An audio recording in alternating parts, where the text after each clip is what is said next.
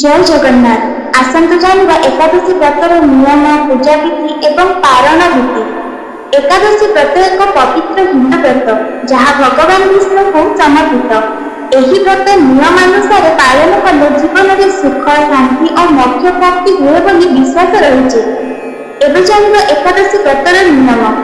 ଏକାଦଶୀ ବ୍ରତର ଗୋଟିଏ ଦିନ ପୂର୍ବରୁ ଅର୍ଥାତ୍ ଦଶମୀ ରାତିରେ ସାତ୍ତ୍ୱିକ ଭୋଜନ କରନ୍ତୁ ଏବଂ ପିଆଜ ରସୁଣ ବର୍ଜନ କରନ୍ତୁ। ଏକାଦଶୀ ଦିନ ସକାଳେ ଶୀଘ୍ର ଉଠି ସ୍ନାନ ସାରି ସ୍ୱଚ୍ଛ ବସ୍ତ୍ର ପରିଧାନ କରନ୍ତୁ। ଏହି ଦିନ ଚାଉଳ, ଗହମ ଏବଂ ଅନ୍ୟାନ୍ୟ ଶସ୍ୟ ଖାଇବା ନିଷେଧ। ଆପଣ ଫଳ, କ୍ଷୀର, ସାବୁଦାନା କିମ୍ବା କନ୍ଦମୂଳ ଖାଇ ବ୍ରତ କରିପାରିବେ କିମ୍ବା ନିର୍ଜଳା ଅର୍ଥାତ୍ ପାଣି ନ ପିଇ ବ୍ରତ ରଖିପାରିବେ। ବ୍ରତ ଦିନ ବ୍ରହ୍ମଚର୍ଯ୍ୟ ପାଳନ କରନ୍ତୁ। ଦିନସାରା ଓಂ ନମୋ ଭଗବତେ ବାସୁଦେବାୟ ମନ୍ତ୍ର ଜପ କରନ୍ତୁ। ଏବେ ଜାଣିବା ଏକାଦଶୀ ବ୍ରତର ପୂଜା ବିଧି। ପୂଜା ସ୍ଥାନରେ ଭଗବାନ ବିଷ୍ଣୁ କିମ୍ବା ଶ୍ରୀକୃଷ୍ଣଙ୍କ ମୂର୍ତ୍ତି ବା ଫଟୋ ରଖି ପୂଜା କରନ୍ତୁ। ବିଷ୍ଣୁଙ୍କୁ ତୁଳସୀ ପତ୍ର, ହଳଦିଆ ଫୁଲ, ଫଳ ଏବଂ ଭୋଗ ଅର୍ପଣ କରନ୍ତୁ। ମନେ ରଖନ୍ତୁ, ତୁଳସୀ ପତ୍ର ବିନା ବିଷ୍ଣୁ ପୂଜା ଅସମ୍ପୂର୍ଣ୍ଣ ବୋଲି ବିଶ୍ୱାସ କରାଯାଏ। ଦେଶୀ ଘିଅର ଦୀପ ଜଳାଇ ପୂଜା ଓ ଆଳତି କରନ୍ତୁ। ପୂଜା ଶେଷରେ ଏକାଦଶୀ ବ୍ରତ କଥା ଶ୍ରବଣ କରନ୍ତୁ। ପୂଜାରେ ହୋଇଥିବା ଭୁଲ ପାଇଁ ଭଗବାନଙ୍କୁ କ୍ଷମା ମାଗନ୍ତୁ।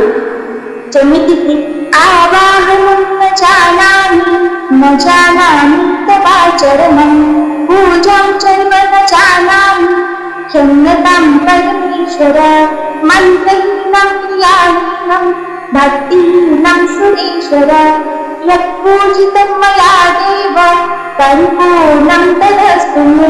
ओम शांति शांति शांति। ଏବେ ଜାଣିବା ଏକାଦଶୀ ବ୍ରତର ପାରଣ ବିଧି। ଏକାଦଶୀର ପରଦିନ ଅର୍ଥାତ୍ ଦ୍ୱାଦଶୀ ସକାଳେ ସୂର୍ଯ୍ୟୋଦୟ ପରେ ଏବଂ ଦ୍ୱାଦଶୀ ତିଥି ଶେଷ ହେବା ପୂର୍ବରୁ ପାଳନ କରିବା ଜରୁରୀ। ସ୍ନାନ ପରେ ଭଗବାନ ବିଷ୍ଣୁଙ୍କ ପୂଜା କରନ୍ତୁ। ପ୍ରଥମେ ତୁଳସୀ ପତ୍ର ଖାଇ କିମ୍ବା ଚରଣାମୃତ ଗ୍ରହଣ କରି ବ୍ରତ ଭାଙ୍ଗନ୍ତୁ। ପାରଣ ସମୟରେ ଅନ୍ନ ଅର୍ଥାତ୍ ଭାତ ଗ୍ରହଣ କରି ବ୍ରତ ସମ୍ପୂର୍ଣ୍ଣ କରନ୍ତୁ।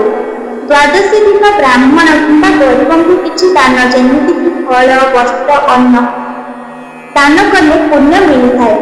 ବିଶେଷ ସତର୍କତା, ଏକାଦଶୀ ବ୍ରତରେ କେବେ ବି ଚାଉଳ ଖାଆନ୍ତୁ ନାହିଁ। ଦ୍ୱାଦଶୀ ଦିନ ସକାଳୁ ପାରଣ ନ କରି ବ୍ରତ ଭାଙ୍ଗିବା ଅନୁଚିତ। ଜୟ ଜଗନ୍ନାଥ।